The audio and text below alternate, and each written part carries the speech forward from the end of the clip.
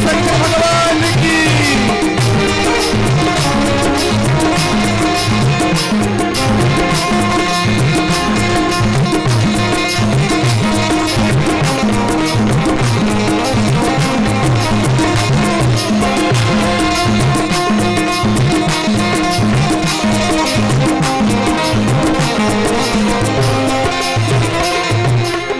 गंगाधरा शिव गंगाधरा, हर हर भोले नमः शिवाय।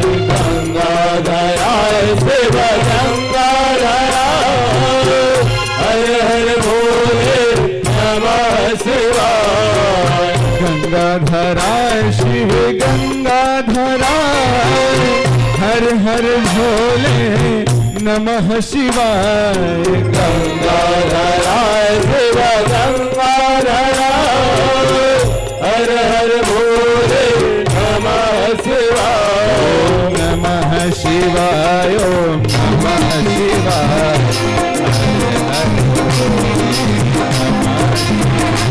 ओम नमः शिवाय, ओम नमः शिवाय।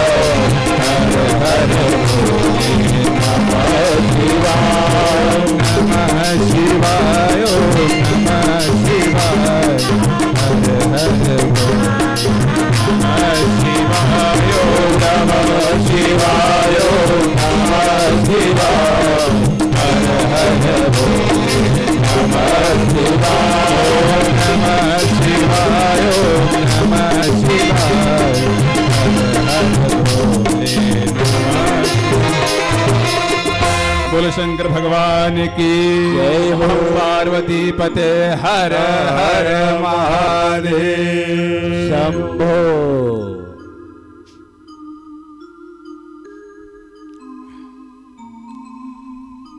दुए चार जन उपवास आवो तब बोले आवाज अपने निकलत नहीं है जबकि मंच गूंज जाना चाहिए। खेत गिरे हो, नींद गिरे हो, नींद गिरे हो का नहीं गिरे हो? काय सा खाओ आमा चटनी। मैं ओकर वजह से पूछत हूँ, हम ना 1 2 3 4 5 6 7 दिन भर हम खाली रहथन तो बनिहार के जरूरत पड़ी ना तो लिख जाओ कहा रहे हो। और खेत में तको मतलब यही बाना कीर्तन हो जाई है नहीं, और हमारे मन की रोजी तको बन जाई। बोलो शंकर भगवान की। आइए पावन दिव्य चर्चा भगवान देवादिदेव भगवान महादेव की। भगवान शिव हैं। शिव का अर्थ होता है मंगलकारी। क्या अर्थ होता है? मंगलकारी। भेष उनका अमंगल है। सर्प धारण करते हैं, बिच्छू धारण करते हैं, भस्म लगाते हैं, लेकिन उनकी आराधना करने से सब कुछ मंगल ही मंगल हो जाता है। और हमारे भगवान भोलेनाथ बड़े भोले भाले हैं, शीघ्र ही प्रसन्न हो जाते हैं। एक बार नारद जी ने कहा कि सबसे अधिक प्रसन्न होने वाले, सबसे जल्दी प्रसन्न होने वाले देव कौन हैं? तो बोले देवाधिदेव महादेव। अति शीघ्र प्रसन्न हो जाते हैं, अति शीघ्र। कोई 1 लोटा जल बड़े श्रद्धा भाव के साथ उनको अर्पित कर दे प्रेम पूर्वक, तो भी भगवान महादेव मान जाते हैं, भोलेनाथ हैं। अगर गलती से भी जानबूझकर डालो तो करते ही हैं। गलती से भी अगर 1 लोटा पानी डाल दो या 1 कनेर का फूल, 1 बिल्व पत्र डाल दो, तभी भगवान प्रसन्न हो जाते हैं। एक बार एक चोर था। क्या था? एक चोर चोरी करने गया, पूरे गांव में भ्रमण किया, कुछ नहीं मिला। चोर ने क्या देखा? एक पास में भगवान शंकर जी का मंदिर है। रात में अंधेरा था, शिव के मंदिर में चला गया। अब शिव के मंदिर में चला गया तो चोर ने देखा तो यहां कुछ नहीं है, बाकी मंदिर में तो कुछ सोने, कुछ चांदी इत्यादि मिल जाती है, यहाँ बस बिल्व पत्र पड़े हैं, यहाँ तो बस फूल इत्यादि हैं, कुछ मिला नहीं। तो चोर आसपास देखने लगा, तो चोर ने देखा कि शंकर भगवान के शिवलिंग के ऊपर एक घंटा रखा हुआ है। क्या रखा हुआ है? एक घंटा। तो चोर ने मन में सोचा, इस घंटे को मैं चोरी कर लेता हूं और इसको मैं बेच देता हूं, कुछ तो पैसा मिल जाएगा। तो आसपास देखा, कुछ नहीं मिला। और चोर तो नास्तिक है, वो क्या जाने भगवान क्या होता है। तो चोर भगवान शिवलिंग के मूर्ति के ऊपर खड़ा हो गया। आपने कथा सुनी होगी। तो जैसे ही चोर भगवान शिवलिंग की मूर्ति के ऊपर खड़ा हो गया, नीचे से आवाज आई, बोलो वरदान मांगो, क्या चाहिए। चोर नीचे देखता है, अरे यहां तो कौन हो भाई? भगवान शंकर ने कहा, जिसके ऊपर तुम खड़े हो मैं वही बोल रहा हूं। अरे हमने सुने तो आप भगवान हैं, बड़े बड़े ऋषि मुनि हजारों वर्ष तपस्या करते हैं तो आप प्रसन्न होते हैं, मैंने तो कुछ किया नहीं, आप कैसे प्रसन्न हो गए? ना मैंने तप किया, ना मैंने फूल चढ़ाया, ना मैंने पत्ती चढ़ाए, फिर भी आप कैसे प्रसन्न हो गए? तो भगवान शंकर ने कहा, अरे आज सोमवार है और बड़े बड़े आज भक्त आए मेरे मंदिर में, आज बड़े बड़े भक्त आए, किसी ने बिल्व पत्र चढ़ाया, किसी ने दूध चढ़ाया, किसी ने दधी चढ़ाया, किसी ने पंचामृत से अभिषेक किया।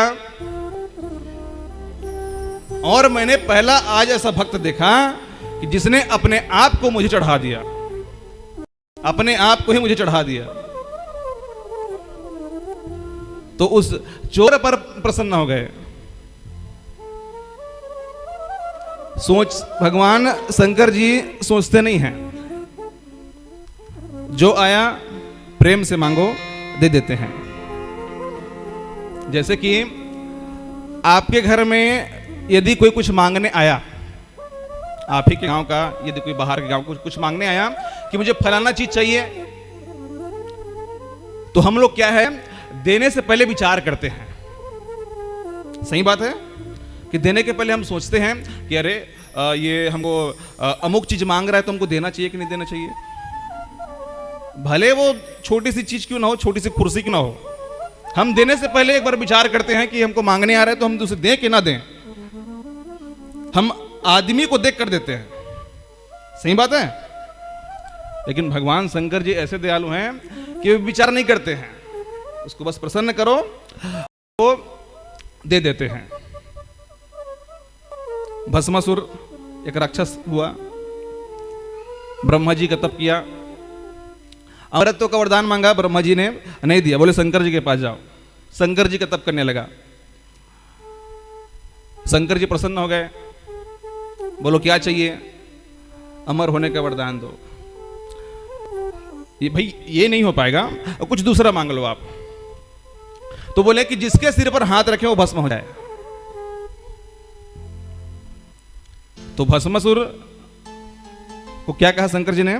तथास्तु। सोच विचार नहीं किए, भगवान शंकर जी सोच विचार नहीं किए, आए मांगे और दे दिए। भगवान शंकर के समान दयालु कोई नहीं। भोले शंकर दयालु से बढ़कर दूसरा कोई दानी नहीं है। ओ भोले शंकर दयालु से बढ़कर दूसरा कोई दानी नहीं है। भोले शंकर दयालु से बढ़कर दूसरा कोई दानी नहीं है। भोले शंकर दयालु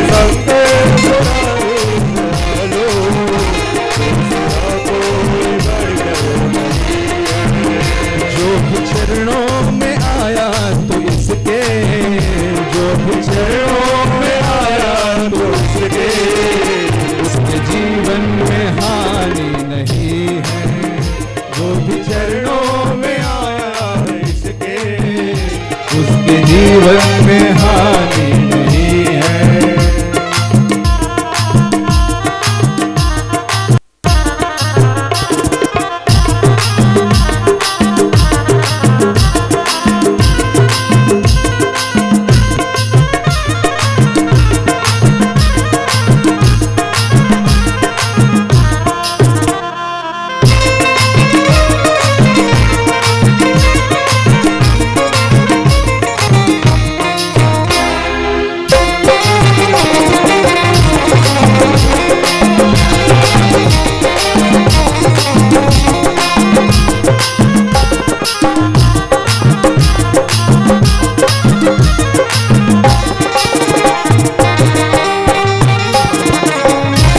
बोलो शंकर भगवान की।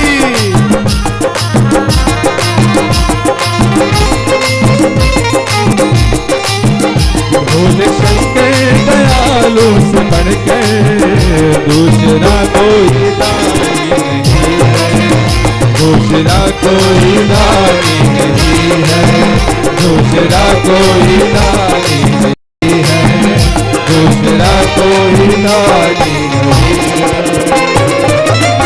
बोलो महाकाल की जय हो। पवित्र श्रावण मास की जय। हर हर महादेव महादेव शंभो। आइए कथा में प्रवेश करते हैं। शिव पुराण को सबसे पहले किसने बोला? किसी को मालूम है? बताइए, हाथ उठा के बता सकते हैं सिर्फ। किसी ने पढ़ी शिव पुराण? बेलटुकरी वाले हैं? काकरो घर में नहीं है शिव पुराण? काकरो घर में पुस्तक पुस्तक रखे हो, ग्रंथ है? हैं? काकरो घर में नहीं है? अच्छा, रामायण? रामायण है? हाथ उठा के बताओ। हाँ, भागवत? अच्छा ठीक है, तो रामायण है, भागवत है, तो उलब अध्ययन करते नहीं? या घर में कोई भी अध्ययन करते नहीं कि बस खाली भगवान खोली माढ़े रहते हैं? पढ़तो? काकर के घर में पढ़तो? हाथ उठा के बताओ इसे। घर में रामायण के या भागवत के काकर घर में रोज अध्ययन होते क्यों ना? एक श्लोक क्यों ना हो? हाथ उठा के बताओ एक जन। आओ दो जन हावो जिसके घर में प्रतिदिन भगवान का, रामायण का, भागवत का, शिव पुराण का या किसी भी ग्रंथ का, किसी भी पुराण का प्रतिदिन एक श्लोक भी कोई पढ़ता है, उसके घर में चाहे कोई भी सदस्य हो, तो उस घर में कभी भी किसी प्रकार की देवी हानि नहीं होती। अब घर में ग्रंथ रखना तो आसान है, जैसे आप लोग बोल रहे हो कि हमारे घर में रामायण है, भागवत है, लेकिन उसको कोई पढ़ता नहीं है, तो इसका फिर क्या अर्थ है? करो, ठीक है। जैसे कि ले तो ऐसे होती था कि रामायण के पुस्तक ला हम निकाल के देखते हैं और 500-500 के नोट निकालते, सब बढ़कर रोकता। रोज निकालते नहीं? निकालते ना, रोज निकालते हो का बारे में फायदा बात है। गीता इसे खोले ले, अब बड़कन धन के वर्षा होती था। रोज आदमी एक दिन नहीं बोलती काबर की हम फायदा है, और जो मैं बताता हूं वो में बहुत बड़े फायदा है ना। सबसे बड़े फायदा में जो बताता हूं ये है, जो दूर के फायदा होते हैं ओकर परिणाम अब लेट में समझ में थे, है ना। आजकल आदमी कोनो भी चीज में आजकल आदमी को तुरंत रिजल्ट चाहिए। शंकर जी के मंदिर गए, एक लोटा जल चढ़ाए, एक बिल्व पत्र चढ़ाए, तो तुरंत काम बनना चाहिए, और काम नहीं हुआ तो तुरंत मन में फिर शंका चालू हो जाती है कि अरे मैं तो मंदिर पंडित जी बताए थे, यहाँ ये उपाय करने के लिए बोले थे और पानी चढ़ाने के लिए बोले थे, मैं तो कर आया, हुआ नहीं काम। कलयुग का प्रभाव है। आजकल लोगों में धैर्य नहीं है। सही बात बोल रहा हूं कि नहीं? धैर्य है। आजकल तुरंत तुरंत रिजल्ट चाहिए सबको, तुरंत रिजल्ट नहीं मिला, मतलब मन में शंका उत्पन्न हो जाती कि पंडित जी ने सही कहा था कि गलत कहा था। बोलो शंकर भगवान की, महाकाल की।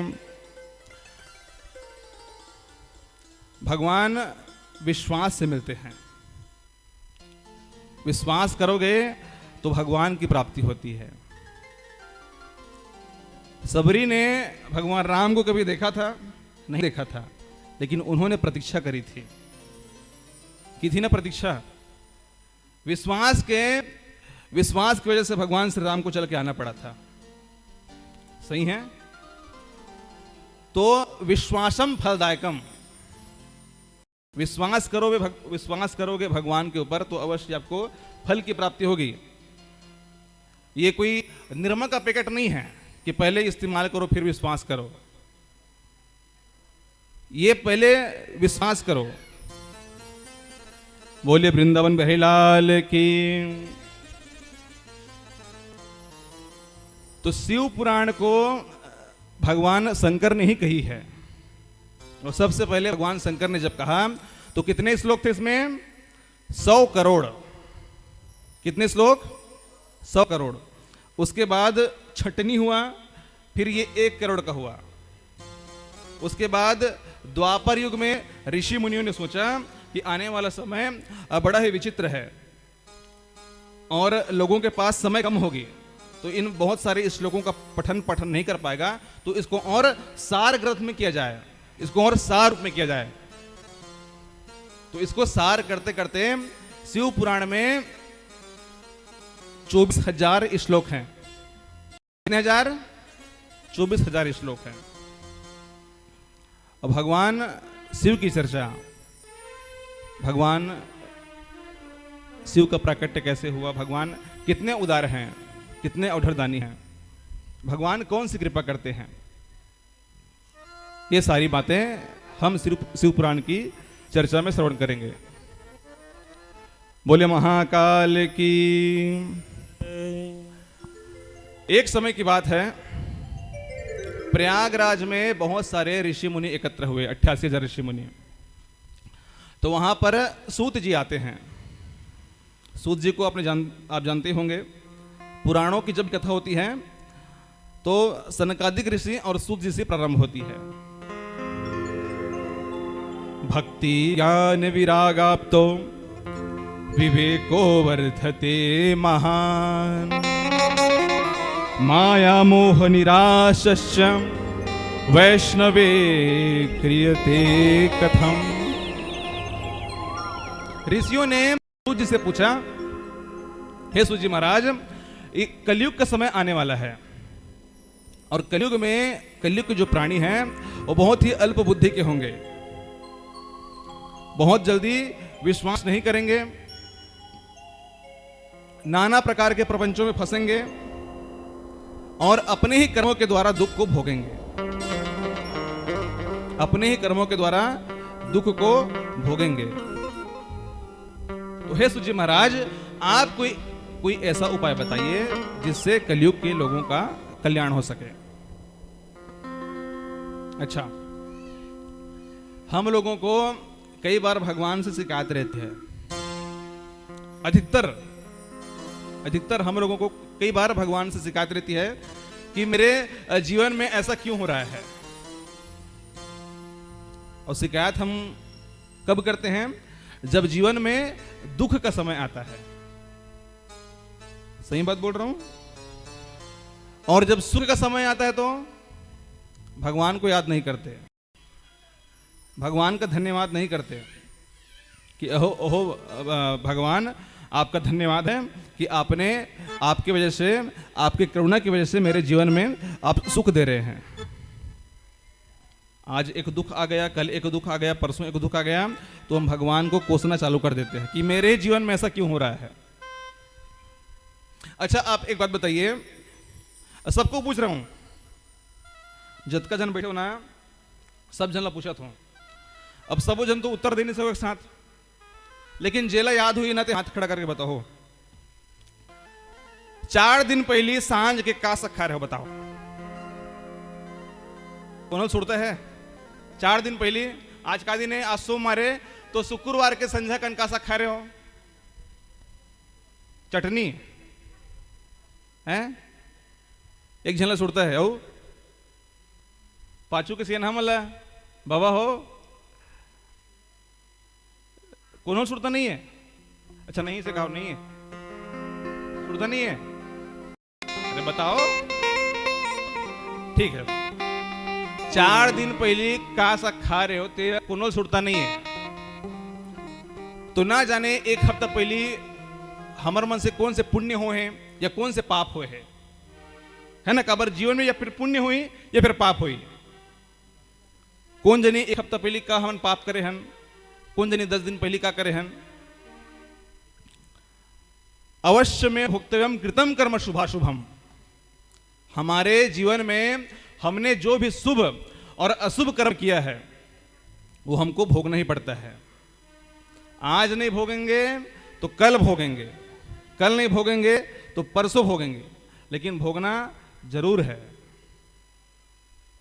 समझ रहे हो बात को?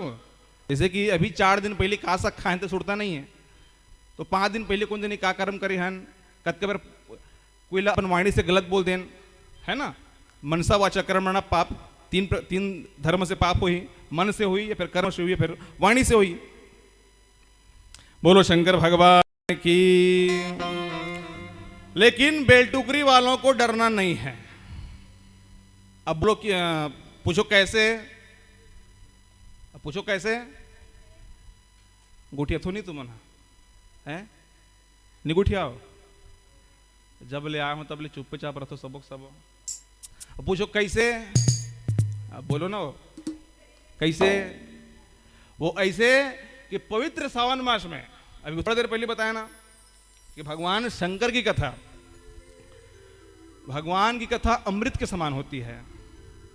यदि थोड़ा सा भी छींटा हमारे शरीर पर पड़ जाए, हमारे मन पर पड़ जाए, हमारे हृदय पर पड़ जाए, तो हमारा तारण तरण हो जाता है। जैसे गरुड़ पुराण में, जिसने गरुड़ पुराण की कथा सुनी होगी उसको मालूम होगा, गरुड़ पुराण में आता है कि जैसे कोई व्यक्ति का देहांत हो गया तो उसकी हड्डियों को, उसकी अस्थियों को यदि गंगा में प्रवाहित किया जाए तो उसकी मुक्ति हो जाती है।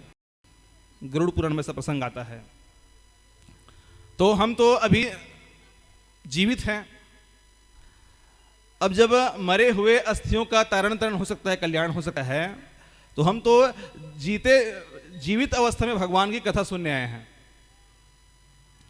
और यदि हम मन से कथा सुने, देखिए जब आप अपना तन लेकर के तो आ गए हो, लेकिन आप अपना मन लगा दोगे, अब तन तो लगा ही हो, बैठे हो यहां पर, अब मन लगा दोगे तो आपके लिए और बढ़िया हो जाएगा। ठीक है? बोलो कृष्ण कन्हैया लाल की। अच्छा एक और बात, भगवान शंकर की कथा में आप सब आए हैं और शिव पुराण की चर्चा हो रही है, तो यहां पर जो ऋषि मुनि हैं वो पूछ रहे हैं कि कलयुग के प्राणियों का कल्याण कैसे होगा। और हम लोग कलयुग के प्राणी हैं, आए दिन प्रतिदिन कुछ न कुछ पाप हमसे होता है ना? हम सब से किसी न किसी प्रकार का पाप बनता है। जैसे कि रेंगत रेंगत जात रथन, तो पता नहीं पैर में चींटी आ गए, मक्खी आ गए, तो कुछ न कुछ प्रकार के जाने अनजाने में बन जाते हैं। तो हम लोगों का कल्याण कैसे होगा? शिव पुराण की कथा सुनने से होगा, भगवान की चर्चा सुनने से होगा। और पुराणों में जो नियम बताए जा रहे हैं, जीवन कैसे जिए, उसको यदि हम जीवन पे उतारें तब होगा। अच्छा, जैसे कि आपको प्यास लग रही है, जैसे आपला पानी प्यास लगत है और दूर में पानी के एक लोटा है, तो वो पानी के लोटा ला देखे पर से प्यास बुझते का नहीं बुझे, हमला वो पानी जाके पिए लगे, तब हमारे से प्यास बुझी। तो उसी प्रकार से पुराणों के आधार पर हम चलें। कथा तो श्रवण करना ही है, कथा तो श्रवण करना ही है, लेकिन पुराणों में जो नियम बताए जा रहे हैं उसके आधार पर हम चलें, तब हमारा और भी ज्यादा कल्याण होगा। बोलिए वृंदावन बिहारी लाल की। तो ब्रह्मा जी बताने लगे, क्या बताने लगे कि जीवों का कल्याण भगवान की कथा सुनने से होगा, कथा श्रवण करने से होगा। और जो कथा श्रवण न कर पाए उसके लिए क्या ऑप्शन है? जैसे कि कोई बहरा है, अगर कोनो हाबो बहरा जेकर कान वन थोड़ा कम सुनाई देते, सब वजन बढ़िया है ना, तो जो श्रवण नहीं कर पाए उसके लिए क्या ऑप्शन है? वो भगवान का कीर्तन करें। कीर्तन अर्थात नित्य करके भगवान को मनाना। एक हो गया श्रवण और दूसरा हो गया कीर्तन। ये हम लोगों की बातें कह रहा हूं, ध्यान से सुन रहे हो ना। पहला साधन कौन सा है? देखो, मुक्ति के कल्याण के साधन 3 साधन है। पहला साधन है भगवान की कथा श्रवण, जो आप अभी श्रवण कर रहे हो, भगवान की कथा सुन रहे हो। और जो श्रवण में असमर्थ हो वो क्या करें? भगवान के नामों का कीर्तन करें। क्या करें? कीर्तन। कीर्तन का तात्पर्य क्या हुआ? भगवान के भजनों में नित्य करना। नित्य करते हो हैं? हाथ उठा के बताओ जरा। अरे मतलब नाच तो नहीं कहा तुम भगवान के गाना में? कौन कौन नाचते? हाथ उठा के बताओ तो। 1 2 3 आओ। बाकी सब नहीं नाचो। अच्छा, घर में छठी वट्ठी होते था, छठी रामायण और छठी हो गए और शादी हो गए, तब हो नहीं नाचो। बाकी सलमान हैं कैसे कौन को उठाओ नहीं? अच्छा बात है, मत नाच करो। छठी वट्ठी में शादी में मत नाचे करो, है नहीं। लेकिन भगवान के भजन में बिल्कुल नाचे करो। एकर से क्या होते हैं? शरीर के द्वारा जितना भी पाप बन रहे थे ना, तो हम भगवान के कीर्तन में दी हम झूमते तो पूरा पाप नष्ट हो जाते हैं। ठीक है, तो आइए एक प्यारा सा कीर्तन करें। करें कीर्तन। तो कौन कौन कीर्तन करेंगे हाथ उठा के बताइए जरा। मौका दोबारा नहीं मिलेगा। आज सोमवार का दिन है, भोले बाबा का दिन है, आज सुंदर मौका है, तो कीर्तन कर लो अच्छे से। हाथ उठा के बताइए। हाँ, तो अपने स्थान पर आप खड़े हो जाइए, खड़े हो जाइए। चलिए, जो भगवान, अच्छा, भगवान से जिन जिन प्रेम करते हो अपन जगह में खड़ा हो जाओ। जिन भगवान से प्रेम करने वाला है, भगवान जिन मारने वाला है, अपन अपन जगह में खड़ा हो जाओ। अब भगवान जिन नहीं माने अपन जगह में बैठा रहा। चलिए परीक्षित जी, आप भी जोरदार झूमना है ना। भगवान शंकर की कथा है जीवन में।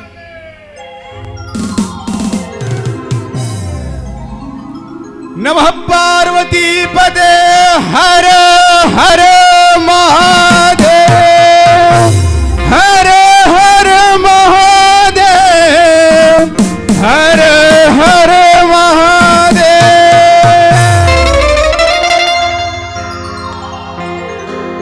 आज सोमवार है, सावन का अंतिम दिन है, दोबारा लौट कर नहीं आने वाला। तो देख लो भाइयों बहनों, हरि ओम में ओम समाया है, मेरा भोला नगर में आया है। हरि ओम में ओम समाया है, मेरा भोला आया है।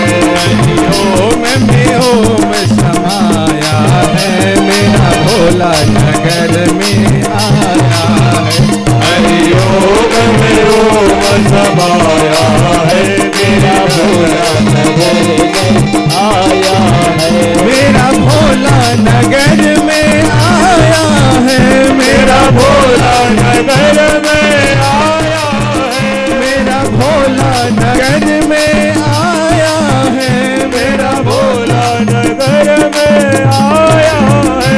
हरि ओम में ओम समाया है, हरि ओम में ओम समाया है, मेरा भोला नगर में आया है।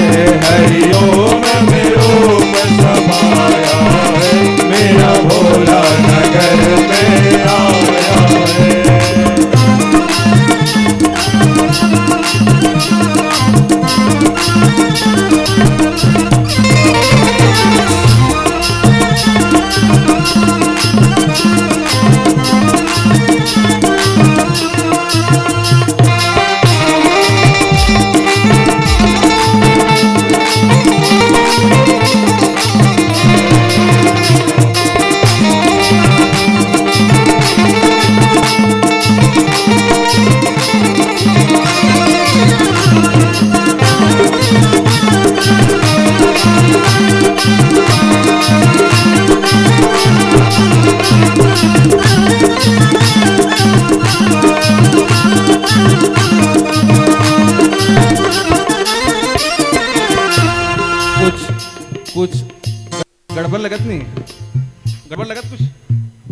गड़बड़ नहीं लगे थे? मैं बोले रहा हूँ खड़ा होके बढ़िया तालियों के साथ नाचना है इसी के और अपन जगह में खड़ा हो गए और ताली भर बजावत हैं। अच्छा खड़े खड़े गा लो, है ना, खड़े खड़े तालियों के साथ गा लो। मेरे भोले के माथे में चंदा है, मेरे भोले के माथे में चंदा है, मेरे भोले के माथे में चंदा है, मेरे भोले के माथे में चंदा है, मेरे बाबा के माथे में चंदा है, मेरे बाबा के माथे पे चंदा है। चंदा में चंदा में चंदा में ओम समाया है, मेरा भोला नगर में आया है। हरि ओम में ओम समाया है, मेरा भोला नगर में आया है। हरि ओम में ओम समाया है, मेरा भोला नगर में आया है। हरि ओम में ओम समाया है, मेरा भोला नगर में आया है।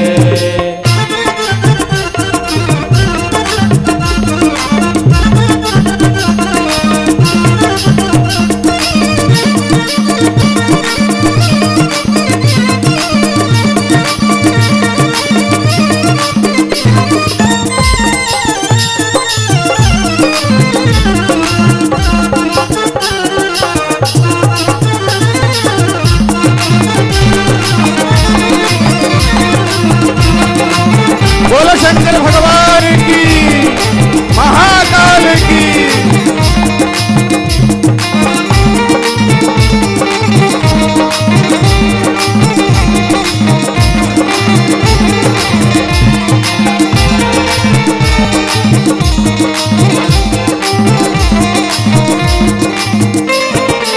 अच्छा महादेव के हाथों में क्या है?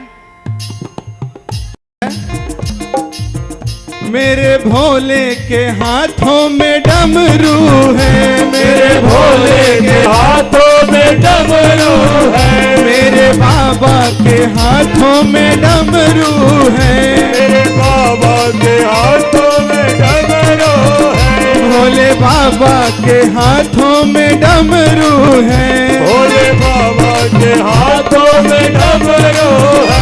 डमरू में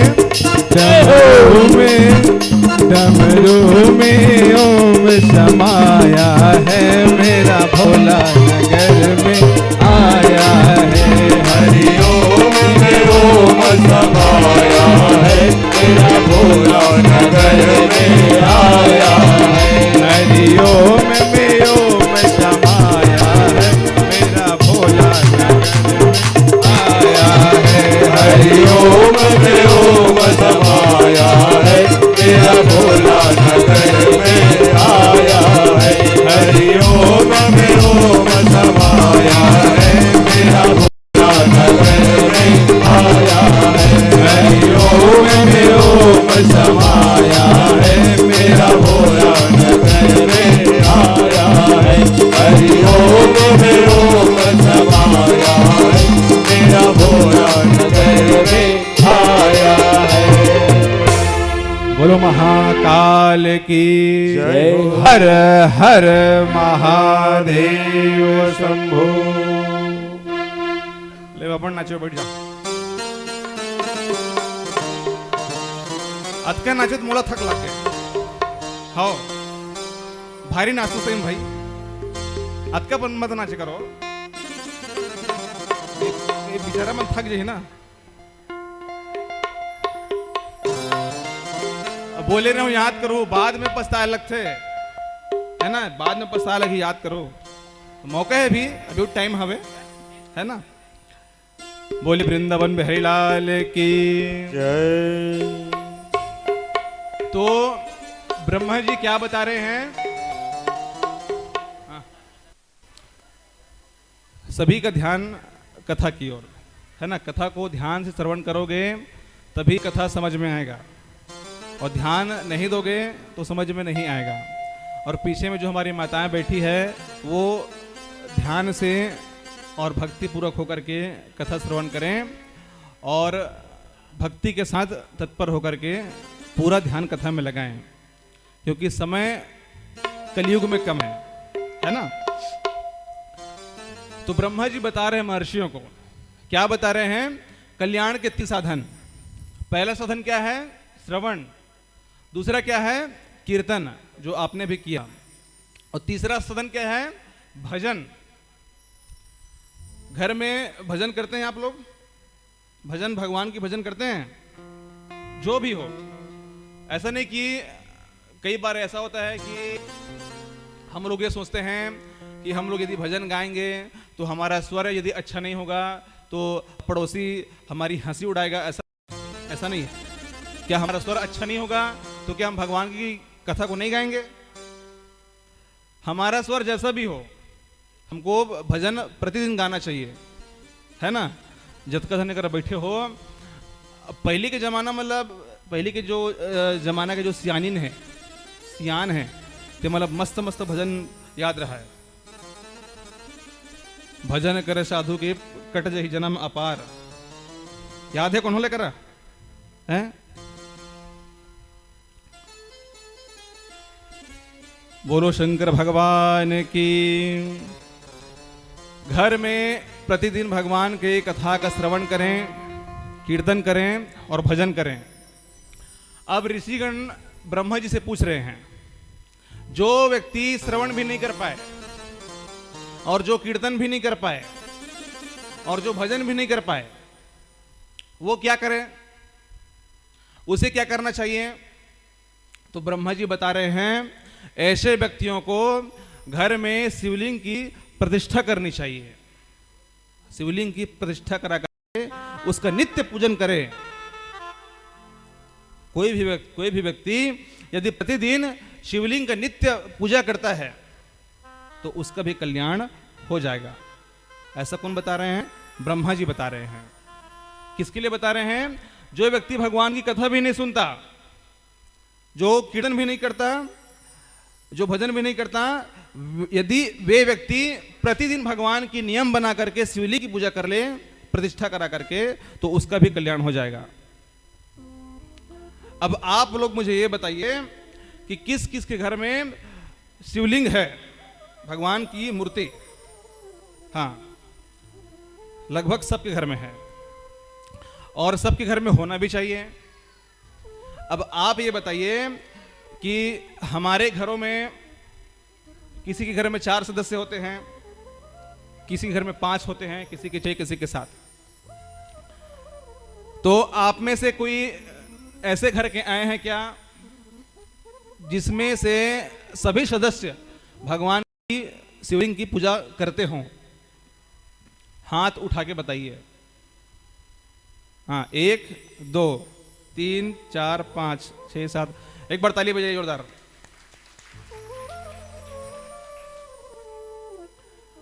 और जो नहीं उठाए हैं उसके लिए बोल रहा हूं।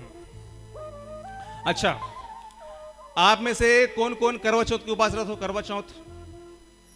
करवा चौथ या वट सावित्री, वो पति के लंबा उम्र वाला है? ठीक है। एक ठोका उपवास रथ है, ओला बोलते कमरछठ उपवास, जानते हो? हलषष्ठी, कमरछठ। ओला का व्रत है अपन संतान सुख के लिए, संतान की आयु लंबी हो। तो सबसे बढ़िया उपाय बताऊं? व्रत करने का, उपवास कर, जो हम व्रत करते हैं, उपवास करते हैं, उसका अधिकांश फल व्रत करने वाले को होता है। उसको भी आप अपने बच्चे के लिए उपवास व्रत रख रहे हैं, उसके लिए भी होगा, लेकिन व्रत करने वाले को ज्यादा फल मिलता है। मेरे बोलने का तात्पर्य यह है, देखो हम पारिवारिक लोग हैं, है ना, फैमिली वाले हैं सब। तो फैमिली में क्या होता है, सबको एक दूसरे से प्रेम रहता है। पत्नी से प्रेम है, पति से प्रेम है, बच्चे से प्रेम है, भाई से है, बहन से है, सबसे प्रेम है। तो सबसे बढ़िया उपाय क्या है? हम ये सोचते हैं आज की जो जनरेशन चल रहा है कि धन इकट्ठा कर दें उसके लिए, जैसे कि हमारा जो संतान है उसके लिए हम पर्याप्त मात्रा में धन इकट्ठा कर दें तो उसका वो जीवन में से वो सुखी हो जाएगा, सोचते हैं। क्योंकि कलयुग चल रहा है, कलयुग में धन की प्राथमिकता होती है। और कलयुग में आप लोग सब देख रहे हैं, सब जान रहे हैं, जो ज्यादा बोलने की आवश्यकता नहीं है। आजकल अब फैमिली में तो उसको कमाना पड़ता है, कमाने में तो कोई दिक्कत नहीं है, सबको काम करना चाहिए, धन इकट्ठा सबको करना चाहिए। धन इकट्ठा नहीं करोगे तो खाओगे क्या, है ना? मेहनत नहीं करोगे, काम नहीं करोगे तो क्या खाओगे? सब अपने अपने अकाउंट में पैसे जमा करते हैं कि भविष्य में कुछ काम आएगा। लेकिन आजकल कलयुग में लोग एक चीज इकट्ठा नहीं कर रहे हैं। पूछो क्या? पूछो क्या? वो है संस्कार। हम अपने बच्चे के अकाउंट में तो पैसा जमा कर रहे हैं, लेकिन उसको संस्कार देने में कहीं ना कहीं हमारी कमी हो रही है। तो ये किसके लिए घाटे का सौदा है? वो बच्चे के लिए भी है और तुम्हारे लिए भी है। अब बच्चे के लिए कैसे है? यदि तुम अपने बच्चे को संस्कार नहीं दोगे तो उसका भविष्य अंधकार में पड़ जाएगा। और यदि तुम्हारे बच्चे को कष्ट हुआ तो तुमको भी पीड़ा होगी। जैसे कि भविष्य में आपके जो घर में लोग ले कहावे बोला कुछ कष्ट होते तो तुम लोग पीड़ा हुई ना। तो ये सब पीड़ा मत हो। ओकर लिए क्या करना चाहिए? जो घर के मुखिया है, और घर के मुखिया कौन है? भक्तिमती माताओं। आप सब घर चलाने वाला हो।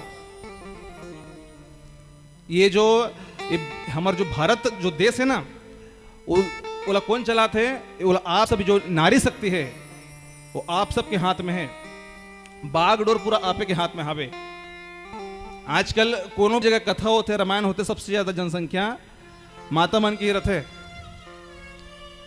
काबर माता मन के रथे? माता मन में संस्कार है। कुछ जाबे देखबे सीखबे तो घर में सिखाबे बोला। तो ये बात ला आप सबसे मोर विनती है, बेलटुगरी के जितने भी मेरी माताएं बहनें हैं, सबसे मैं निवेदन करता हूं। क्या निवेदन करता हूं? कि आप अपने बच्चों को, जो छोटे छोटे बच्चे हैं, 5 साल 7 साल किसी भी उम्र के बच्चे हैं। अब बच्चे इसलिए बोल रहा हूं कि एक समय के बाद यदि आप उसको कुछ भी समझाओगे, बिगड़ने के बाद आदमी नहीं समझेगा।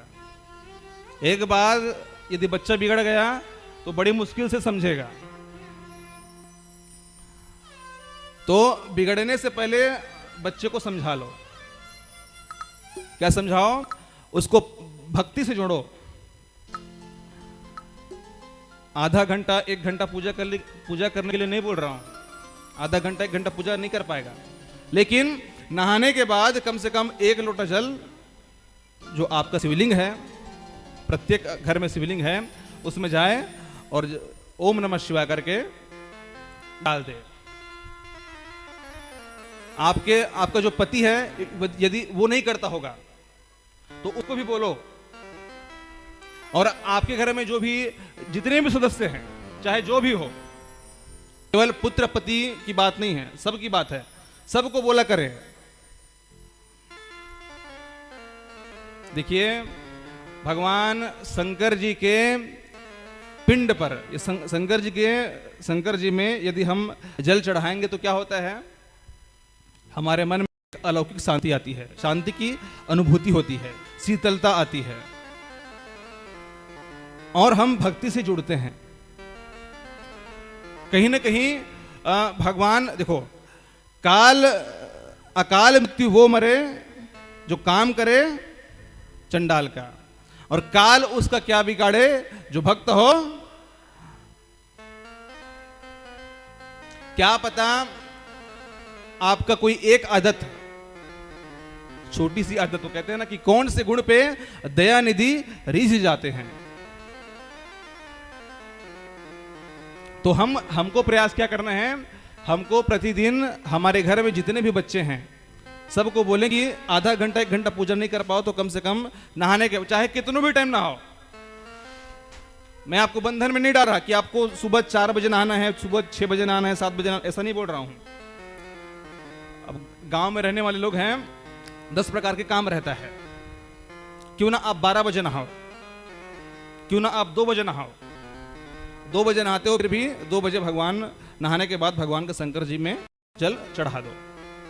बोलो महाकाल की। तो ब्रह्मा जी बता रहे हैं कि शिवलिंग की प्रतिष्ठा करानी चाहिए और पूजन करना चाहिए, तो उसका भी कल्याण हो जाता है। भगवान शंकर जी औढ़रदानी हैं, मुक्ति के दाता हैं, परम मंगलमयी हैं। तो ऐसे भगवान शंकर की पूजा अति कल्याणकारी होती है। तो ऋषियों ने पूछा, प्रश्न किया नारद जी से। क्या प्रश्न किया कि भगवान शिवलिंग का प्राकट्य कैसे हुआ। प्रथम बार शिवलिंग का प्राकट्य कैसे हुआ, कब हुआ। तो ब्रह्मा जी बताने लगे, एक समय भगवान शेष साई विष्णु जी क्षीर सागर में शयन कर रहे थे। भगवान नारायण के नाभि से निकला कमल, और कमल के ऊपर कौन विराजमान है, ब्रह्मा जी। तो एक बार ब्रह्मा जी में और विष्णु जी में विवाद होने लगा, कुछ कारणवश विवाद होने लगा। अब विवाद इतना बढ़ गया कि ब्रह्मा जी और विष्णु जी के बीच विवाद इतना बढ़ गया कि दोनों ब्रह्मास्त्र का संधान करने लगे। और ब्रह्मास्त्र का संधान एक बार कहीं हो गया तो सारी पृथ्वी जल करके राख हो जाएगी, भस्म हो जाएगी। तो उसी बीच भगवान शंकर जी का एक अग्नि के स्तंभ के रूप में प्रागट्य होता है। बोलो शंकर भगवान की। लिंग के रूप में प्रागट्य होता है। एक बड़ा अग्नि स्तंभ प्रकट हुआ, एक तरफ ब्रह्मा जी, एक तरफ विष्णु जी। अब ब्रह्मा विष्णु दोनों विचार करने लगे, ये बड़ा अग्नि स्तंभ बीच में कहां से आ गया। तो विष्णु जी ने सूकर का रूप धारण किया।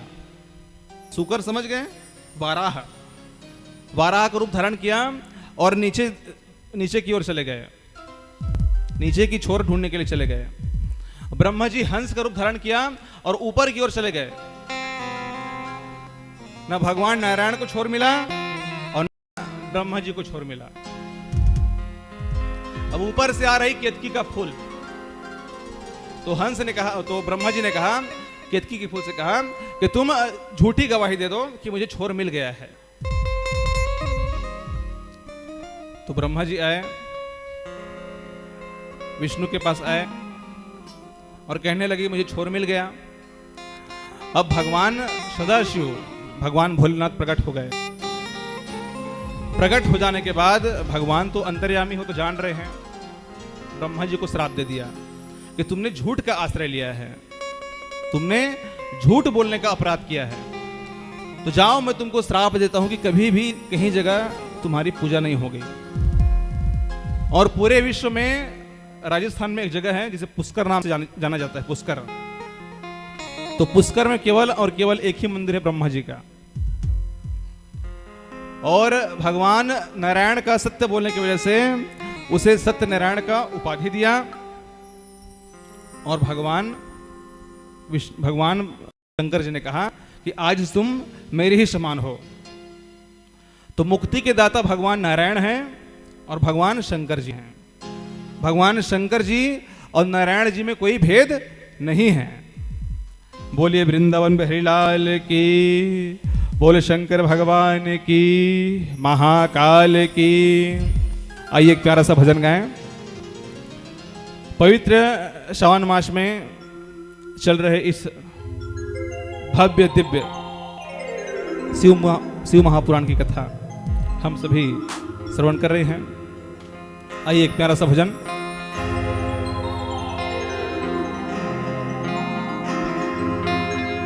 सावन मां शिव जी ला मनावो, बेल के पतियाला चढ़ावो, बेल के पतियाला चढ़ावो।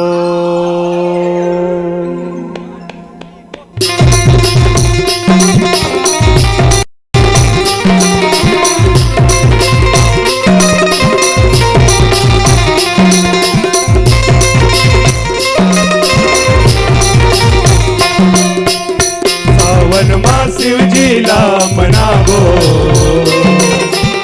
सावन मां शिव जी ला मनावो, बेला के पतियाला चढ़ावो, बेला के पतियाला चढ़ावो। कांवर मां गंगा जी ला लावो, सभी तालियों के साथ कांवर मां गंगा जी ला लावो, घड़िया भोला ला मनावो, घड़िया भोला ला आवो। चलो शिव मंदिर जाओ, भोला के दर्शन। 100% पुण्य की प्राप्ति होती है। ये शिव पुराण की बात है, शिव पुराण में ऐसा लिखा है। यदि आप सतयुग में हैं और सतयुग में आप कोई पुण्य कर्म करते हैं तो आपको 100% पुण्य मिलता है और 50% नहीं मिलेगा। और आप कलयुग में हैं और कलयुग में कोई शुभ कार्य करते हैं तो केवल 25% पुण्य की प्राप्ति होती है और 75% कलयुग के प्रभाव से कट जाता है। आई बात समझ में? आप कलयुग में यदि कोई पुण्य कर्म करते हैं तो आपको उस पुण्य कर्म का 25% मिलता है और 70% नहीं मिलता है। ये शिव पुराण कह रही है। अब आप मुझे कृपा करके ये बताइए कि अभी कौन सा युग चल रहा है? हैं? बताओ, सुनात नहीं मोल, बताओ कौन कौन कलयुग के हाथ उठा के बताओ तुम मोल एक बार। अभी कलयुग चलत है, हैं? अभी कलयुग चलत है। जहां भगवान की कथा होती है वहां कलयुग है क्या? ये मैं नहीं, आप विचार करो, मैं बस बोल रहा हूं, मेरा काम बोले का है। अब आंसर आप लोग को देना है। भागवत की कथा आपने सुनी है? अच्छा, भागवत कथा सुने हो? भागवत तो सुने छे। राजा परीक्षित ने कलयुग को रहने के सुने हो? हैं? नहीं, गलत हो जाएगी तब कहीं नहीं, कहां बताऊं तो हाथ में लो, है ना? 4 स्थान दिया, पहले 4 स्थान दिया, कुल मिला के 5 स्थान है, लेकिन पहले 4 स्थान दिया। द्यूतम स्त्रिय सुना स्त्री प्रसंग है हिंसा पशु हिंसा। जहां पर जुआ खेली जाए, जहां पर जुआ खेली जाए, जहां पर मदिरा पान किया जाए, जहां पर स्त्री पर पुरुष प्रसंग हो और जहां पर पशु हिंसा की जाए, ऐसे 4 स्थान पर कलयुग को वास दिया। किसने दिया? राजा परीक्षित ने। उसके बाद एक और स्थान मांगा कलयुग ने कि आप तो मुझे गंदे गंदे स्थानों पर जगह दे रहे हो, कोई बढ़िया स्थान बताओ। तो 5वां स्थान दिया स्वर्ण का। सही है? कुछ मिस्टेक थोड़ी हुआ है, नहीं हुआ ना? हाँ, बोलो शंकर भगवान की। हाँ, तो अभी कौन सा युग चल रहा है? हैं? शिव युग, सतयुग। अभी तो सतयुग चल रहा है, कम से कम बेलडोगरी में तो सतयुग चल रहा है ना? तो इस बात का टेंशन मत लो कि महाराज जी ने बताया कि कलयुग में कोई पुण्य कर्म करो, कोई बढ़िया अनुष्ठान करो तो 25% पुण्य की प्राप्ति होती है। बढ़िया अनुष्ठान कर रहे हो, कथा सुन रहे हो, एकदम 100% मिलेगा आपको, 100%। टेंशन वेंशन नहीं लेना है। कलयुग तो वहां चल रहा है जहां पर मदिरा पान है, जहां पर जुआ खेली जा रही है। अब देखिए, एक होता है पैर पर कुल्हाड़ी मारना, एक होता है पैर पर कुल्हाड़ी मारना और एक होता है कुल्हाड़ी पर पैर मारना। हम जान रहे हैं कि कलयुग 4 स्थान पर रहता है, जहां पर मदिरा पान होती है, जहाँ पर जुआ खेली जाती है, जहाँ पर स्त्री पर पुरुष प्रसंग होता है, जहाँ पर पशु हिंसा होती है, जान रहे हैं। और जानने के बाद भी हम इस प्रपंच में फंस जाते हैं। देखो कितनी बड़ी विडंबना है। सही बात है ना? ये पुराणों में ये सारी बात बता रहे हैं कि अरे मनुष्य जन्म मिला है तो बढ़िया इस अपने जीवन को तार लो। और तुम कहाँ नाना प्रकार के प्रपंचों में फंस रहे हो। कितने योनियों के बाद मनुष्य जन्म मिलता है? फिर चीटना पोट। मैं को नोल देखता हूँ उठे की तो कोई नौने उठिया है। 84 लाख सुने हो ना? 84 लाख योनि सुने हो? अरे जोर से बोलो, सुने हो ना? ऐसे बोले करो। तो 84 लाख योनि सुने हो, लेकिन 84 लाख योनि काय काय हरे? अब मनुष्य जन्म मिलते हैं, हमन कौन हरन? मनुष्य हरन।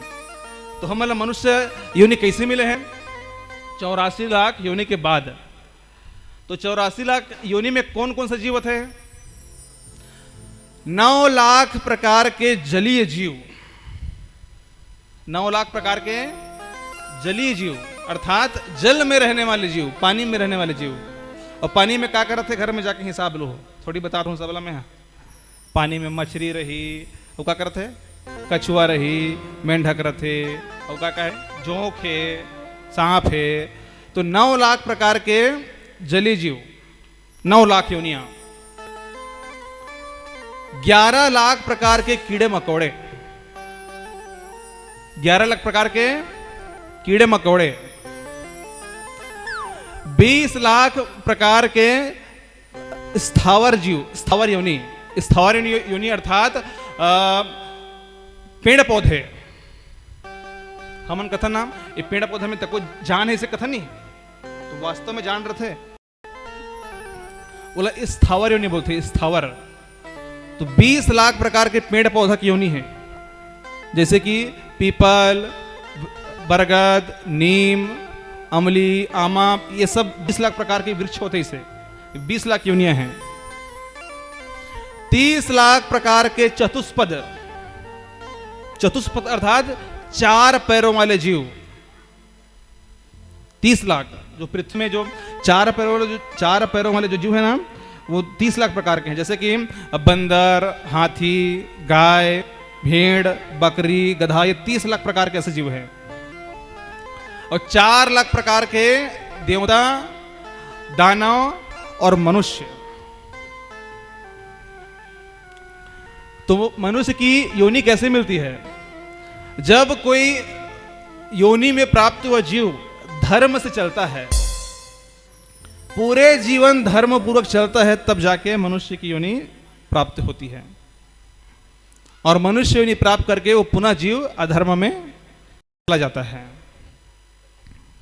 जैसे कि गाय है, तो गाय क्या खाती है? घास। गाय क्या खाते हैं? घास खाते हैं। गाय है कभू मांस नहीं खाए। गाय है कभू अपन धर्म से नहीं भटकते। शेर क्या खाते? शेर है, शेर मांस खाते। शेर है शेर कत को भी भूख लग जाए, वो कभू घास नहीं खाए। शेर है वो कभू अपन धर्म से नहीं भटके। तो जो 84 लाख जो योनि है, पूरा धर्म करत अबे तब जाके मनुष्य के योनि मिलते। और आखिरी में आके मनुष्य, ये जो जीवन हम बोलते हैं ना। अच्छा ये बताओ, ये जो हमारा जो जीवन है वो सत्य है कि असत्य है? हम अभी जो जिया था ना, वो सही के गलत है, झूठे के लबारी है? कुछ भी बताओ, सही बोलो गलत बोलो। हम सही के जिया थन हैं कि ठठा जिया थन हैं? सही के रन, सही के रन हैं? हाथ उठा दो। सही वाला कौन कौन है? और ठठा मठा वाला? तुम ना सही में हाथ उठाओ, गलत में हाथ उठाओ। भगवान शंकर जी बोल रहे हैं, क्या बोल रहे हैं? उमा कहाऊं मैं अनुभव अपना, सत हरि भजन जगत सब सपना। मंगल भवन अमंगल हारी, मंगल भवन अमंगल हारे। द्रवहु सुदशरथ अजर बिहार, द्रवहु सुदशरथ अजर बिहारी। ये जो हमारा जीवन है वो असत्य है। जैसे मैंने कल एक सपना देखा, एक विनोद की बात कह रहा हूं, सपना देखा कि मैं इस पूरे विश्व का राजा बन गया हूं, विश्व का राजा बन गया, सारी तीनों लोग की संपदाएं मेरे हाथ में हैं और मैं बहुत वैभव के साथ इस जीवन को जी रहा हूं। सुबह उठा, देखा मेरे हाथ में कुछ नहीं था। तो वैसे हम मतलब लगा था कि हमारी जो जीवन है वो बिल्कुल सत्य है। ये एक माया के प्रपंच है। मायापति हम सब लोग फंसा के मतलब रखे हैं। जैसे कि उदाहरण के तौर पर जैसे कोई बच्चा है तो बच्चा हमन चॉकलेट देथन, लेकिन पहली वो लड़का हमन लचथन ना नर तो खा मतलब वो मांगे कि नहीं मांगे इसी के और फिर हम जेब में रख लेथन, लेकिन बाद में वो देथन ना लड़का ला। तो हम अल्लाह भगवान हाँ सब चीज़ें फंसा के रखे है, जो समझ में नहीं है वो बाद में पूछ सकते हो बात ला, लेकिन शॉर्टकट में भी अति मतलब बताता हूँ। हम सब माया में मतलब फंसे हुए हरन, हम मतलब भगवान हाँ अलग अलग किरदार है, अलग अलग किरदार,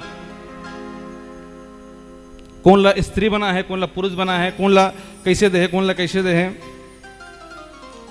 और हमारे मन के एक प्रकार से परीक्षा होते, हम सबके एक परीक्षा होते भी। अब ये परीक्षा में पास के दो चरण हैं, एक धर्म एक दूसरा अधर्म। धर्म से चलोगे तो पास हो गए, और अधर्म का सहारा लोगे फेल हो जाओगे।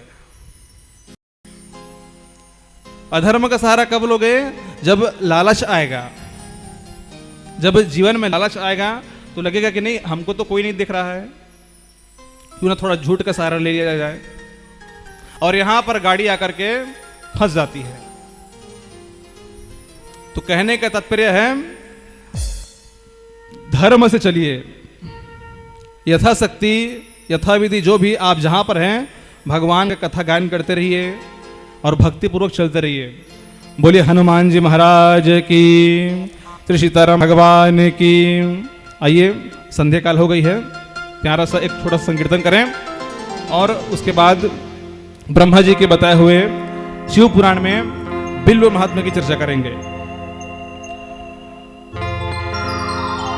सीताराम सीताराम सीताराम कहिए, जाहे विधि राखे राम ताहे विधि रहिए। सीताराम सीताराम सीताराम कहे, जाके विधि राखे राम ताहे विधि रहिए। सीताराम सीताराम सीताराम कहिए, चाहे विधि राखे राम चाहे विधि रहिए। सीताराम सीताराम सीताराम कहिए, चाहे विधि राखे राम चाहे विधि रहिए। चाहे विधि राखे राम चाहे विधि रहिए।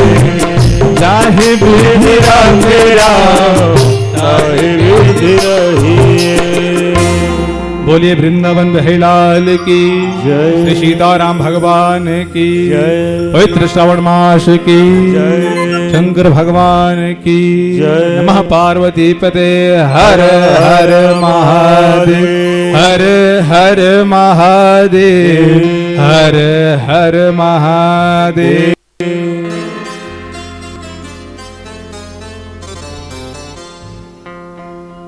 अब अगले क्रम में शिव पुराण अंतर्गत ब्रह्मा जी नारद जी को बता रहे हैं। किसके बारे में बता रहे हैं? बिल्व वृक्ष के बारे में। बिल्व वृक्ष मतलब समझ गए? बेल पेड़, जो बेल के पौधा है उगर बारे में भगवान ब्रह्मा जी बताते थे। क्या बता रहे हैं? बिल्व वृक्षम महादेव स्वरूपम। ये जो बिल्व का वृक्ष है वो महादेव का स्वरूप है। ध्यान से सुनिएगा।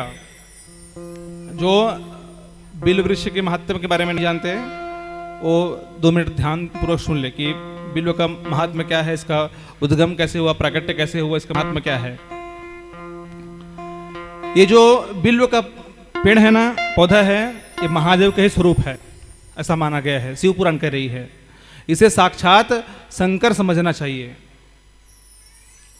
जो इस 3 पत्ते हैं, एक पत्ते में ब्रह्मा निवास करते हैं, एक पत्ते में विष्णु निवास करते हैं और अग्र भाग में भगवान शंकर, भगवान रुद्र निवास करते हैं। बिल्व वृक्ष की परिक्रमा कर लेने से तीर्थों की परिक्रमा हो जाती है, ऐसा शिव पुराण में लिखा है। किसी को मालूम थी बात? कोई हाथ उठा के बताइए जरा। कौन मालूम नहीं इसे? लबारी मारथो एकदम सही में। तो कौन पता नहीं रही से सही में? अच्छा, ये बिल्व वृक्ष के बारे में बता थे कि बिल्व वृक्ष के यदि परिक्रमा कर ले बिना तो पूरा तीर्थ में परिक्रमा करे के फल मिलते। जो तीर्थ स्थल है वो इसे परिक्रमा करे के फल मिलते, इसे शिव पुराण में वर्णन है। तो ऐसा जो शिव भक्त हैं, जो शिव को मानने वाले हैं, वो ऐसा करना। और इसके नीचे में दीपक जलाने से, है ना। देखो कुछ कुछ ऐसी बातें हैं नहीं बताता हूं। प्रदीप मिश्र जानते हैं ना, हमारे देश के बड़े बहुत बड़े पंडित हैं। अब मैं ज़्यादा कुछ नहीं बोलूँगा, वो उनकी अलग एक कथा है, वो सब बातें मैं नहीं बोलूँगा। लेकिन इनके बेल वृक्ष के नीचे में घी का दीपक जलाने से बड़ा शुभ होता है। अच्छा ये बात बताइए, पंडित प्रदीप मिश्रा जी की कथा कौन कौन सुनते हैं घर में? 1 2 3 4 5 6 7 8 9 10 12 20। तो जो उपाय बताते हैं वो करते हो? हाँ, जो उपाय बताते हैं प्रदीप मिश्रा जी वो करते हैं क्या? नहीं करते हैं। क्यों नहीं करते हो? समझ ही नहीं आती उपाय। धन प्राप्ति के लिए, विद्या प्राप्ति के लिए और भी कुछ कुछ प्राप्ति के लिए बताते हैं। मैं ये सब बात इसलिए नहीं बताता कि इसमें एक तरह से स्वार्थ जुड़ जाता है। जैसे प्रदीप मिश्र जी ने बताया कि एक बिल्व पत्र लो, उसमें शहद लगाओ और शहद लगा करके भगवान शिवलिंग के पिंडी में छोड़ दो, तो आप परीक्षा दिलाने जाओगे तो पास हो जाओगे। आप लोगों ने सुना होगा, सुना है बात? सुना है? तो देखो, इसलिए मैं उसके बारे में नहीं बोल रहा था कि मैं जिस स्थान पर बैठा हूं वो एक व्यासपीठ है और आप लोग भी बैठे हैं, वो भी एक कथा स्थल है। तो वहां से वहां बैठे बैठे किसी की निंदा नहीं सुननी चाहिए, यहां बैठे बैठे किसी की निंदा भी नहीं करनी चाहिए। एक स्थिति में बोलत नहीं रहा हूं। अब बात लम्हे ही क्लोज कर दूं, समझ जाओ आगे। समझ गए ना? तो किसी की निंदा सुनो मत, ना किसी की निंदा करो मत। अब वो उसको जो मानने वाले हैं वो जाने। मैं आपको बताऊंगा कि भगवान देखो, मेरा मोटिव ये रहता है कि आप ज्यादा से ज्यादा भगवान से जुड़ो। अरे क्या आप भगवान की पूजा इसीलिए करते हैं? क्या आपको भगवान धन देने के लिए बैठा है? केवल सुख देने के लिए बैठा है? केवल संपत्ति देने के लिए बैठा है? यदि आपको भगवान सुख नहीं देगा, संपत्ति नहीं देगा, धन नहीं देगा, तो क्या आप भगवान की पूजा नहीं करोगे? इसमें तो स्वार्थ की बात आ गई कि भगवान हमारा कल्याण करेंगे तभी हम भगवान पर एक लोटा पानी चढ़ाएंगे। भगवान हमको जब बहुत सारा धन देंगे तब हम जाके बिल वृक्ष की जड़ में दीपक जलाएंगे। ये तो स्वार्थ की बात आ गई ना। तो निस्वार्थ भाव से, बिना किसी लोभ लालच के।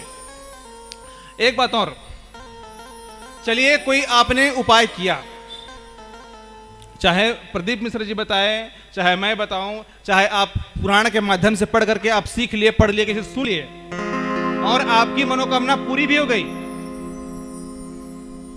वो कब तक रहेगा? आपने भगवान से धन मांगा, संपत्ति मांगा, आपको मिल गया, वो कब तक रहेगा? और आप उस भोग कब तक कर सकते हैं? जब तक आपका शरीर ठीक ठाक है तब तक आप उसका भोग कर सकते हैं। जैसे ही खटिया में पड़े, उसके बाद की कंडीशन तो आप जानते ही हैं। तो भगवान से क्या मांगे? भगवान से क्या मांगना चाहिए?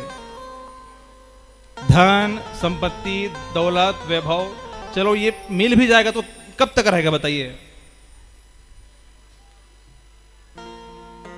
तो ऐसा चीज मांगो जो हमारे लिए सदा सर्वदा के साथ हमारे साथ रहे। ये तो सब कुछ देने वाले हैं, जिसकी आप कथा सुन रहे हो ना, वो सब कुछ देने में समर्थ हैं। धन मांगोगे धन मिल जाएगा, सब जो मांगोगे मिल जाएगा, लेकिन ये आपको वही देगा जो आपके लिए उचित है। जैसे कि भगवान शंकर को, भगवान नारायण को यहां पर मानने वाले आप बैठेंगे, तो आप जैसे कुछ मांगोगे तो आपके हित के लिए होगा, तो भगवान आपको बिना बोले प्रदान कर देगा। सुदामा की कथा आपने सुनी श्रीमद् भागवत में। पत्नी सुशीला के कहने पर सुदामा जी चले द्वारिकापुरी, लेकिन भगवान कृष्ण से कुछ नहीं मांगा। बिना मांगे भगवान ने दिए ना, बिना बोले। भगवान तो अंतर्यामी है, आपको क्या चाहिए, कब चाहिए, कैसे चाहिए, भगवान तो सर्वसमर्थ देने वाले हैं। आपको मांगने की क्या जरूरत है? आप अपना कर्म करो, भगवान पे आप विश्वास रखो। जो आपके लिए उचित होगा, जो आपके लिए सही होगा, भगवान वही करेगा। इतना भगवान पे ऊपर विश्वास हमको रखना चाहिए। और हमें भगवान से मांगना भी नहीं आता। अच्छा बताइए, हम भगवान से ज्यादा बुद्धिमान हो सकते हैं? हमारे लिए क्या सही है, क्या गलत है, हम ज्यादा जानेंगे कि भगवान ज्यादा जानेगा? हमारे लिए क्या उचित है, क्या अनुचित है, हमें ज्यादा जानकारी है कि भगवान को ज्यादा जानकारी है? भगवान को है। इसीलिए अपना कर्म करो, अपना काम करते रहो, और सारी चीजें भगवान के ऊपर छोड़ दो। देने वाला लेने वाला सब भगवान है। बोलो वृंदावन बिहारी लाल की। हाँ, अब शाम के टाइम हो गए, तो सब अगर खाना बनने वाला है तो सब अपन अपन जगह छोड़ के रेंगा थे, दिया जला जाते। अच्छा ठीक, मैं कहता हूँ खाना बना जात हुई कैसे कहीं के आरती करबो हैं? टाइम हो गए, कितना टाइम हो गए? 6:40। चलो 20 मिनट और कथा सुन लेते हैं ना। वैसे हमारे गाँव गए में थोड़ा से जल्दी खाना वाना बने के प्रथा चलते हैं। 7 बजे 7:30 बजे खाना सब घर में प्राय बनते हैं। आज तक बचपन से लेके आज तक खाना खावत आत हन, लेकिन आज तक और पेट भरीस हैं? ना पेट भरीस ना आगे पेट भरही। सही बात होते ना। बचपन ले हमन खात माता के गर्भ में रहन तब ले हमन खात आत हन। जब से माता के गर्भ में आना तब से खा तो पियता था, तब बोले आज तक पेट नहीं भरे और ना भरे। तो ऐसा उपाय करो कि पेट तो भरेगा नहीं, मन और हृदय भर जाए भगवान की करुणा से, भगवान की श्रद्धा से, भगवान की कथाओं से। तो बिल्व वृक्ष के बारे में बता रहे हैं कि भगवान ब्रह्मा जी बता रहे हैं कि बिल्व वृक्ष की परिक्रमा करने से तीर्थों में परिक्रमा करने का फल मिलता है, और घर में बिल्व का वृक्ष होना घर कैलाश के समान होना है। यदि आपके घर में स्थान हो, आंगन में जगह हो, तो आप बिल्व वृक्ष लगाया करो, लगाना आप, है ना? अगर है बहुत बढ़िया, बहुत सुंदर। जिसके घर में बिल्व वृक्ष है वो कैलाश तीर्थ के समान है, और नित्य उसका पूजन करने से शिव की पूजन की प्राप्ति का फल मिलता है। तो नारद जी पूछने लगे कि इस बिल्व का उद्गम कैसे हुआ, प्राकट्य कैसे हुआ। तो एक कथा आती है, एक बार माता लक्ष्मी और माता गंगा शंकर जी के पास गए। गंगा महारानी ने कहा, हे शंकर भगवान, मुझे तो जीवों को तारण तरण करने की शक्ति मुझ में है, मैं जीवों को मोक्ष प्रदान कर सकता हूं, लेकिन आरोग्य प्रदान नहीं कर सकता। तो आप मुझ पर करुणा करें और मुझे आरोग्यता प्रदान करने की शक्ति दें। किसने कहा? गंगा मैया ने। किसने कहा? किससे कहा? शंकर भगवान से। लक्ष्मी माता ने कहा, हे शंकर भगवान, मैं सबको धन संपत्ति तो दे सकता हूं, लेकिन निरंतर उसको सुख संपत्ति आदि नहीं दे सकता। नारायण के आने से मैं चली आती हूं, तो मुझ पर कृपा करें। अब वहां पर पार्वती माता भी थी, तो पार्वती माता ने कहा, मुझे जो कुंवारी कन्याएं हैं मेरे लिए व्रत रखती है कि मुझे अच्छा पति मिले, तो मुझे ऐसे शक्ति प्रदान करो जिससे मैं कन्याओं को बढ़िया आशीर्वाद दे सकूं, ताकि उनको सुयोग्य वर मिल सके। तीनों ने ऐसा कहा। अब भगवान शंकर जी सोच रहे हैं। उसी समय एक गौ माता आई। गौ माता आकर के माता पार्वती के हाथों को चाटने लगी। तो माता पार्वती के हाथों में पसीना रही से, तो पसीना हाँ उकर पेट में चल दीस। काकर पेट में चल दीस? गाय के पेट में चल दीस। भगवान शंकर जी बोलने लगे माता गंगा को कि जो गाय का जो गोबर है, गाय का जो भगवान शंकर जी गंगा महारानी से कहा कि तुम गाय के मूत्र में निवास करो, गौमूत्र होता है उसमें निवास करो। लक्ष्मी से कहा तुम गाय के गोमय में निवास करो। गोमय अर्थात गोबर में। जैसे हम गौरी गणेश की पूजा करथन ना, तो बनथन नहीं होगा गौरी गणेश। तो भगवान शंकर जी ने गंगा महारानी को गाय के मूत्र में स्थान दिया और माता लक्ष्मी को गोबर में स्थान दिया, और पार्वती की माता का जो पसीना था तो उसके पेट में चला गया है। उसी समय वो गाय ने वहीं पर गोमय कर दिया, गोबर कर दिया, और मूत्र भी त्याग कर दिया। तो उसी गोमय से एक वृक्ष प्रकट हो गया, जो कि बिल्व वृक्ष बन गया।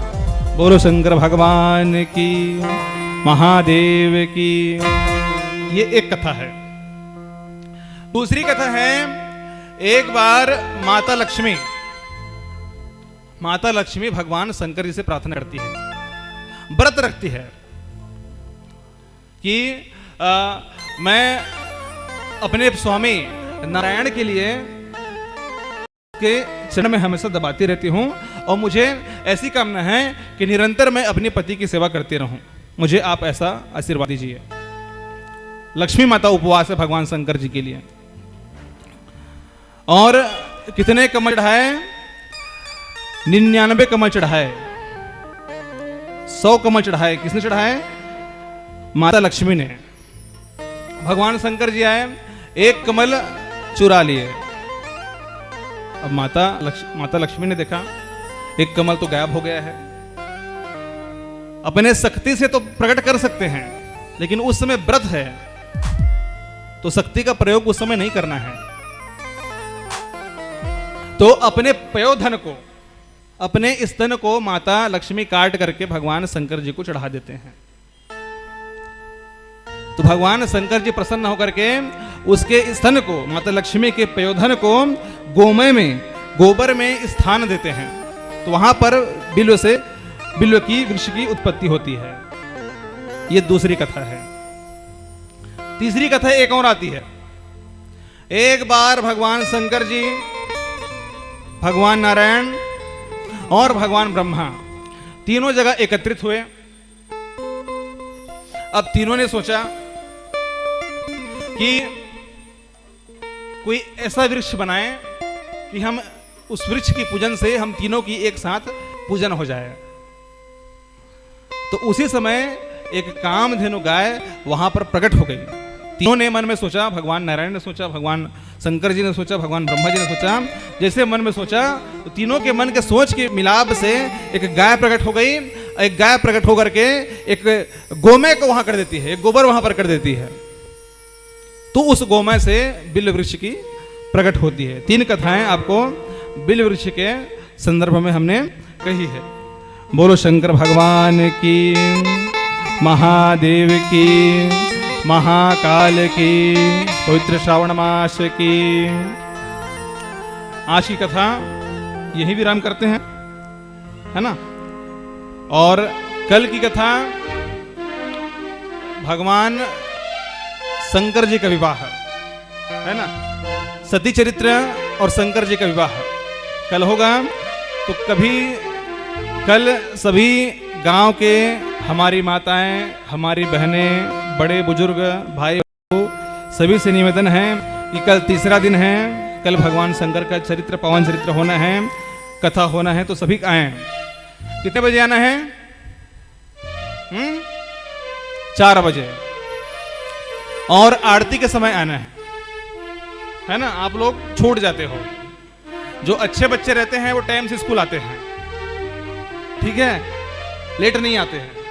तो पहले आकर के अटेंडेंस यहां पर लगाना है, ठीक है। बोल शंकर भगवान की, महाकाल की। और हो सके तो कल सब अपने अपने हाथों में मेहंदी लगा करके आना। जो भी हमारी सौभाग्यवती माताएं हैं और जो हमारी बहनें हैं, सभी अपने हाथों में मेहंदी लगा करके आना। और मेहंदी में हाथों में क्या लिखना है? भगवान का नाम लिखना है, ठीक है। आप कुछ भी नाम लिख सकते हो, राधा कृष्ण लिख सकते हो, शिव पार्वती लिख सकते हो, सीताराम लिख सकते हो, है ना। एक श्रृंगार भगवान के नाम। तो कल पावन चरित्र भगवान शिव और पार्वती की विवाह को हम सभी श्रवण करेंगे।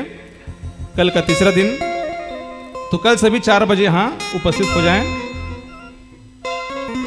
बोलो महादेव की, महाकाल की जय हो।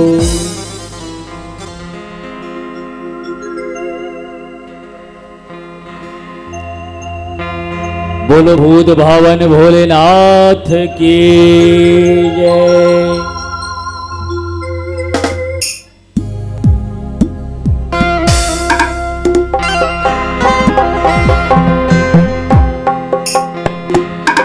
चलिए, माताओं से निवेदन है, ऐसा मौका बार बार नहीं है, सब लोग नृत्य करना है। एक बार ओकर बाद आरती।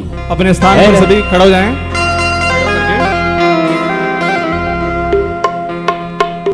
भोला दे देना भोला,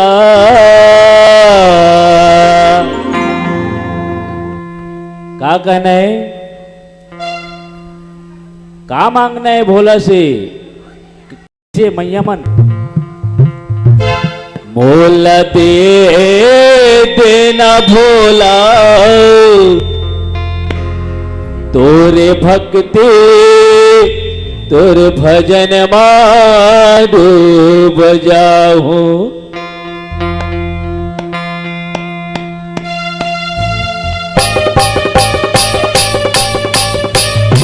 बोलो महाकाल की, महादेव की।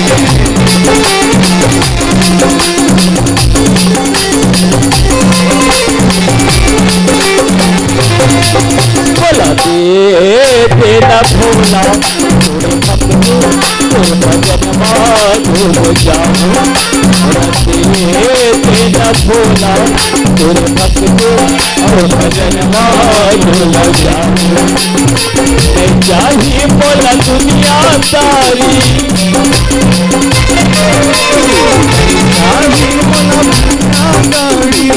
चाहिए बोला दुनिया सारी, खबर तेरी नजर लगावा था।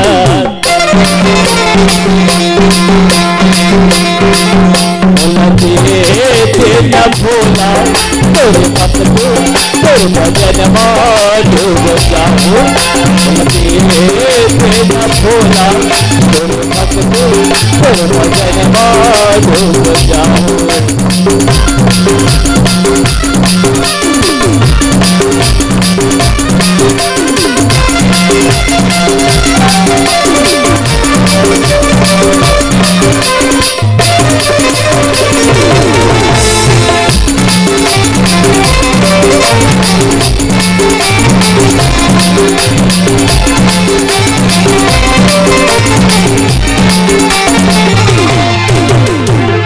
भक्ति में तोरे भला लगा, सारा जीवन बिताऊं लगा।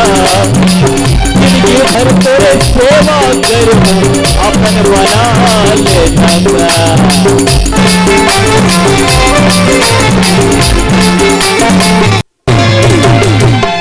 भक्ति में तोरे भला लगा, सारा जीवन बिताऊं लगा।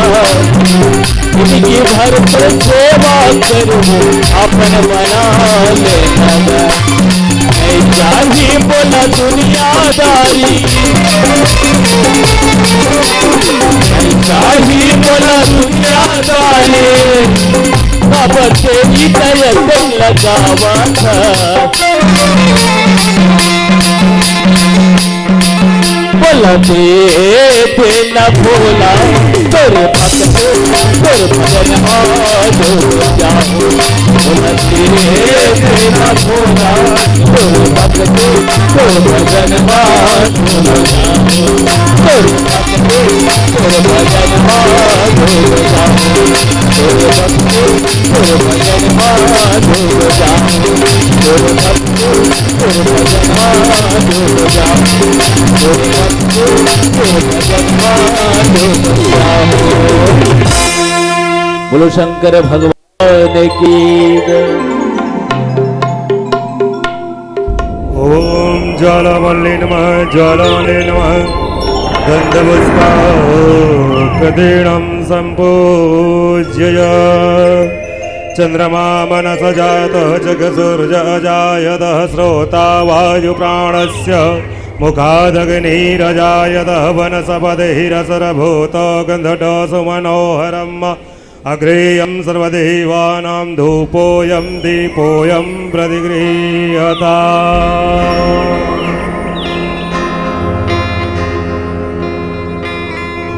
मन में बसा कर